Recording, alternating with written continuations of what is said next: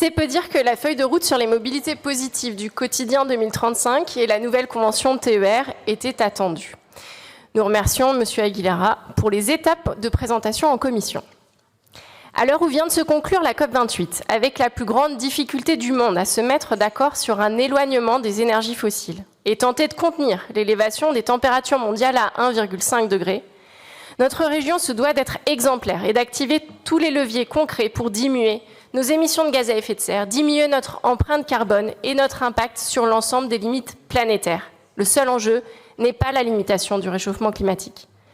Le propos est trop sérieux pour souffrir des habituelles critiques politiciennes et des caricatures. Je crois, j'espère, notre Assemblée suffisamment à la hauteur de ces enjeux qui embarquent indiscutablement des enjeux de justice sociale et de cohésion territoriale. Alors comment proposer une feuille de route des mobilités qui permette tout autant de maintenir, voire améliorer la qualité de vie des habitantes et habitants de notre région, en garantissant un droit à la mobilité pour tous et toutes et partout, tout en diminuant drastiquement les 15 millions de tonnes de CO2 émises par les transports en 2021, secteur le plus émetteur. Le SRADET nous fixe l'objectif de moins 30% de ces émissions à horizon 2030. Pourtant, les derniers rapports scientifiques indiquent plutôt que nous n'avons plus que 6 ans pour atteindre la neutralité carbone. Avec cette feuille de route, quels objectifs de réduction visons-nous? Aucun indicateur. Rien ne sera fait sans un recours à la sobriété, avant même le levier de l'efficacité et du renouvelable, car il faut réduire notre besoin énergétique. Le réduire dans le cadre d'une sobriété choisie, organisée, anticipée, et pas par le mirage d'un simple changement technologique. Par un changement de nos comportements rendu possible parce que les politiques publiques structurent et organisent les solutions. Agir sur les mobilités, c'est organiser ces changements partout, en zone urbaine, à Grenoble ou à Clermont-Ferrand, comme en milieu rural, comme dans le Cantal, où aujourd'hui l'offre en transport en commun n'a rien à voir avec celle de l'Isère. C'est agir sur les territoires périurbains, où une multiplicité de solutions existe, avec plus de mobilité coopérative et active, mais aussi avec le développement dans certains territoires de services express régionaux métropolitains. La feuille de route nous annonce de grands et lointains objectifs.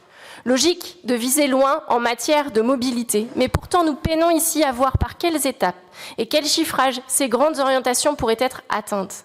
Alors que la démarche d'élaboration de cette feuille de route s'appuyait sur des rencontres départementales afin de recenser les besoins et vraisemblablement décliner des orientations territoriales, rien de tout cela dans la version finale.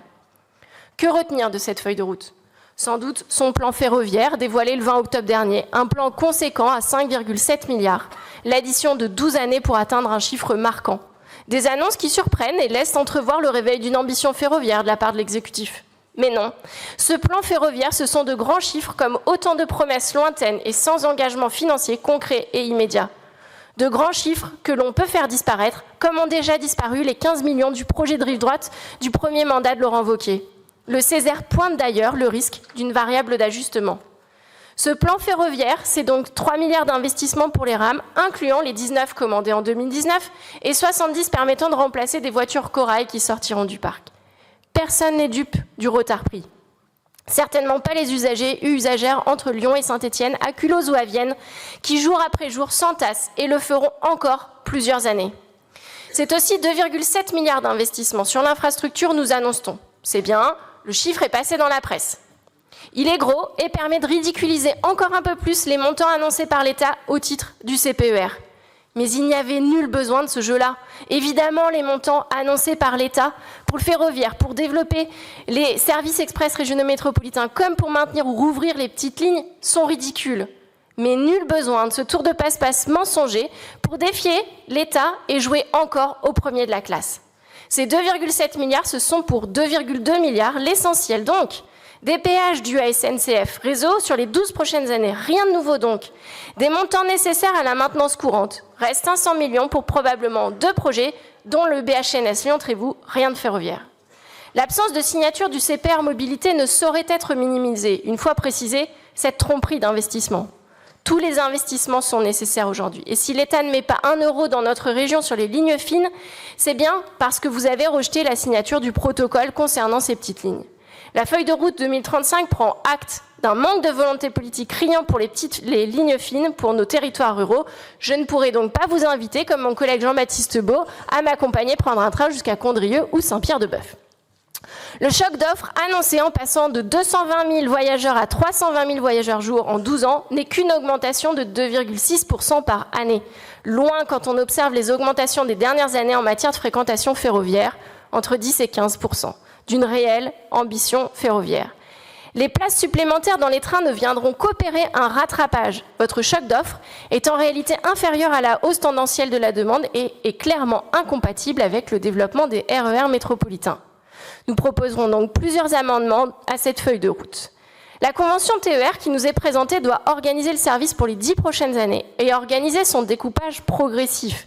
Cette convention met l'accent sur la qualité des services avec des indicateurs nouveaux, comme celui de l'emport, et c'est une bonne chose. Nous remercions les services pour le travail de longue haleine sur cette convention. Mais les conditions de sa négociation qui ont conduit à cette présentation plus que tardive, avec l'échéance fatidique de l'ouverture à la concurrence, sont à déplorer. L'apparition de trop nombreuses données sous le coup du secret des affaires ne permet pas un regard précis et très attendu, notamment des usagers et usagères sur le service public mis en œuvre avec des financements publics. Si nous apprécions le passage en assemblée plénière de la Convention, nous ne pouvons que souligner le simulacre démocratique dans lequel nous nous trouvons. C'est pourquoi nous nous abstiendrons de tout amendement, bien qu'il y ait beaucoup à dire sur cette Convention de transition. Nous serons particulièrement attentifs dans les mois à venir sur la mise en route de l'ouverture à la concurrence, à commencer par le Auvergne et celui de la distribution susceptible de grandes désorganisations du service. Que dire de l'absence d'une politique de tarification solidaire ambitieuse et efficace pour le report modal? Que dire de la perspective des 10 000 consignes vélos supplémentaires qu'on imagine décider au doigt mouillé, tant cela manque d'éléments de concrétisation et de priorisation? Si évidemment il est indispensable d'engager, en complément de mesures fortes pour l'augmentation des transports en commun, une politique de décarbonation, nous ne pouvons souscrire à ce qui est présenté sur la feuille de route sous couvert de décarbonation des déplacements. C'est en réalité un plan de bitumisation des routes que nous refusons.